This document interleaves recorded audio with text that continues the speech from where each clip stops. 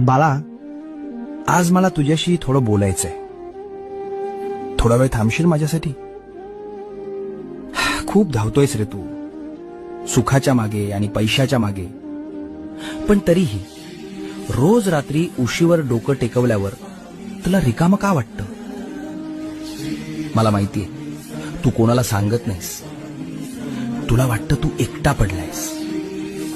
अरे, ज्याच्या डोक्यावर साक्षात ब्रह्मांड नायकाचा हात आहे, तो एकटा कसा असू शकतो?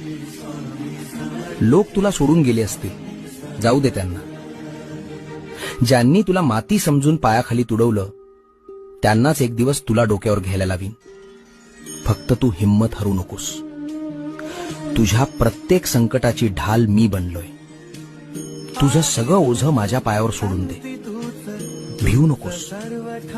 मी, होय मी, तुझ्या